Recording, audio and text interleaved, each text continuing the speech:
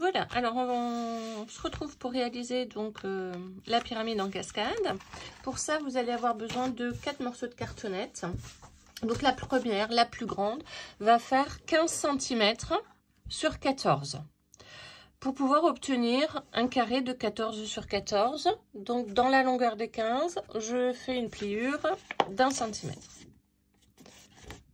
Et ensuite, je vais découper 3 autres morceaux de cartonnette qui à chaque fois font 2 cm de moins que la dernière cartonnette que j'ai réalisée. C'est-à-dire que ici j'ai 15 sur 14, donc maintenant je vais faire 13 sur 12. Toujours donc dans la longueur, je réalise une pliure qui sera donc ma bande de collage d'1 cm pour obtenir un carré de 12 sur 12. 13 sur 12, je passe donc 2 cm de moins à 11 sur 10, avec dans la longueur des 11 cm, ma pliure à 1 cm, et le dernier qui me servira donc de journaling, et sur lequel je mettrai une petite décoration dessus, qui fait 9 sur 8, avec toujours une bande de collage d'1 cm. Voilà, on va maintenant faire les marques. On va marquer, en fait, toujours, alors, vous choisissez un côté. Ça peut être à droite ou à gauche. Moi, je travaille toujours sur le côté droit. Donc, je fais une marque à 1 cm.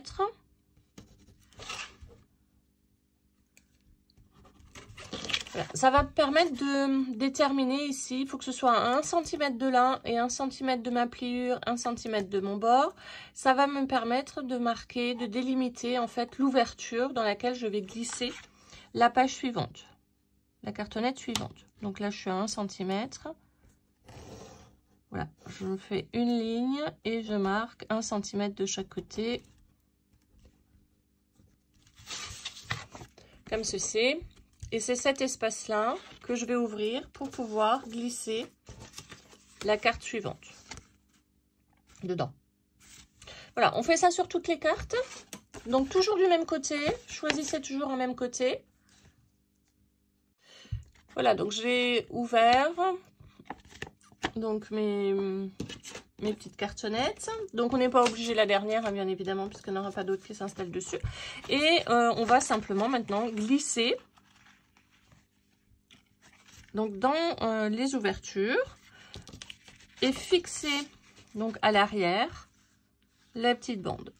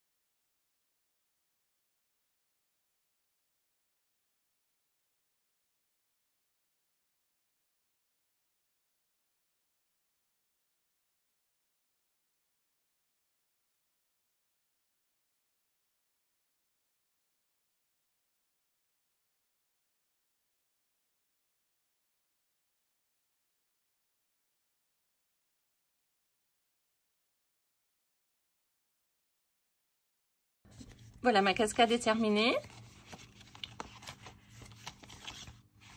Je vais donc la fixer sur ma carte. Pour ça, je vais avoir besoin de 2 papiers décor. Le premier, c'est mon fond de carte pour pouvoir glisser donc celle-là dedans. Et la deuxième, c'est celle qui va se mettre là-dessus pour pouvoir y fixer l'aimant. Hein, vous vous souvenez, on en a mis un ici. On va pouvoir fixer le deuxième pour pouvoir bien le centrer. Voilà, donc je vais prendre ce qui a un sens. Oui, on va faire comme ça. Donc je vais prendre mon fond de carte et je vais y fixer.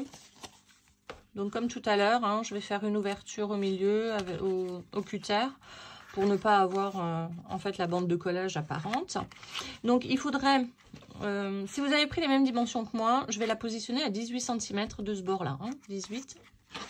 En fait esthétiquement il faudrait qu'elle soit fixée, enfin, que votre dernière carte ici, il y a un espace d'1 cm pour respecter en fait l'uniformité des cartes.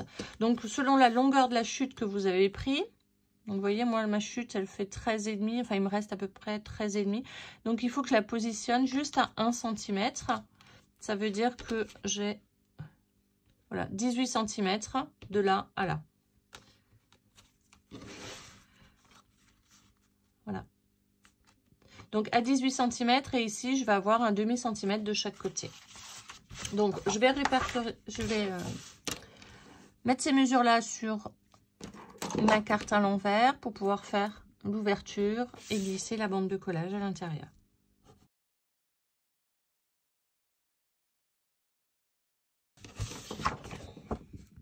Donc ici j'ai 18 cm et un demi de chaque côté et je vais donc ouvrir entre les deux points.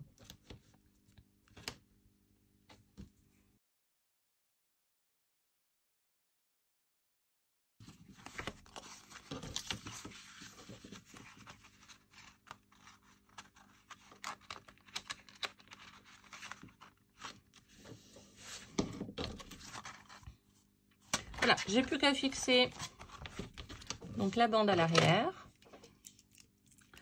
en vérifiant bien évidemment que ma carte soit bien droite.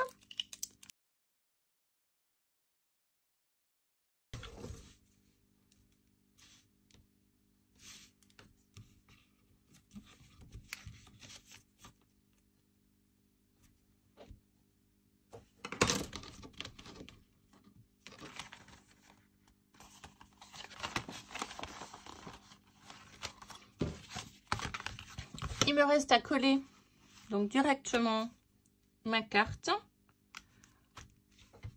sur mon rabat-page.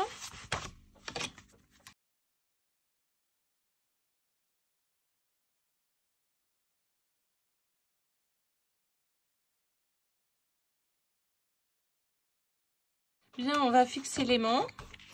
Donc pour ça, je prends mon papier de matage, un petit bout de scotch.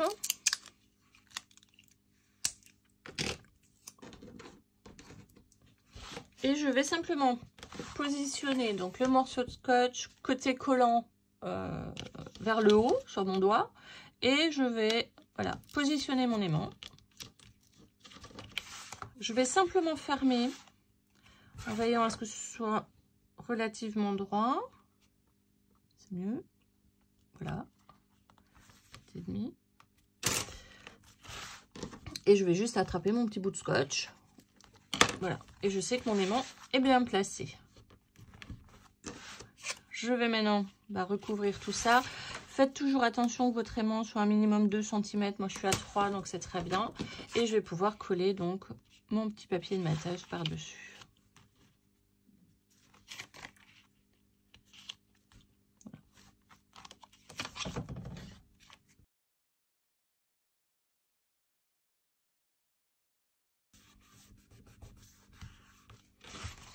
Voilà, il vous reste à mater, à décorer votre page. Donc, vous pouvez bien évidemment mater les deux côtés hein, de chaque page. Vous avez un soufflet qui vous permet effectivement d'avoir une belle épaisseur.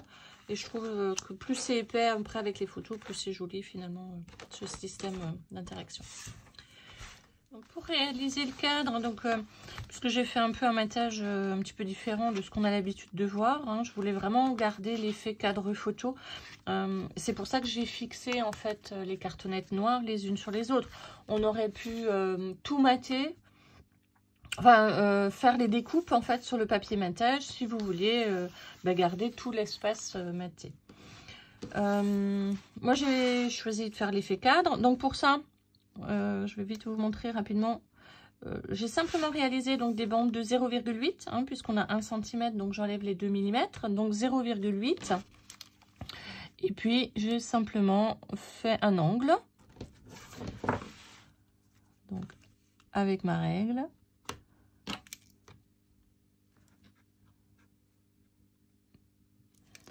Voilà, donc du coin, je vais d'abord le tracer, je vais vous le montrer.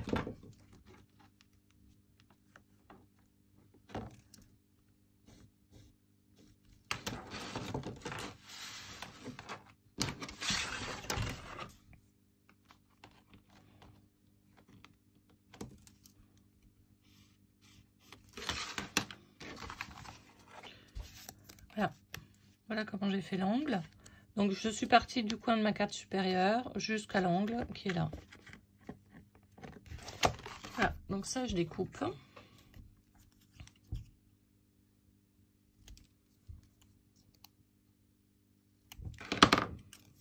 Et ça va donc me faire, hop, mon petit cadre. Et je vais réaliser cette bandelette là sur 3 autres. Simplement en les superposant, puisque j'ai la bonne mesure.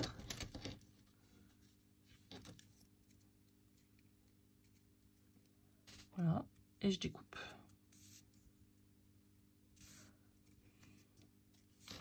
Et comme ça, j'ai pas de problème d'angle.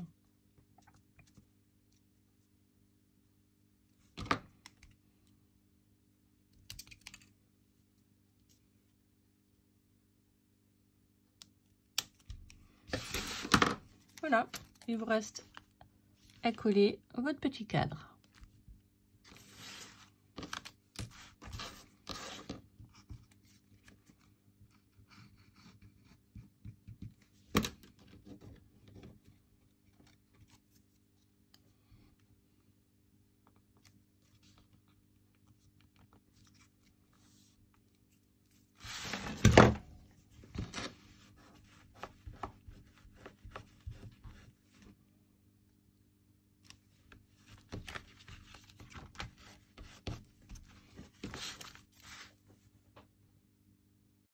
Voilà, donc j'ai terminé, je vais vous montrer ce que ça donne. Donc moi j'ai volontairement laissé les espaces parce que de toute façon on aura les photos dessus. Et ça permet justement d'avoir la place pour mettre des grandes photos, quoi. Voilà. Et ben on se retrouve demain pour réaliser les 2 dernières pages et notamment donc l'insert à enveloppe. À demain.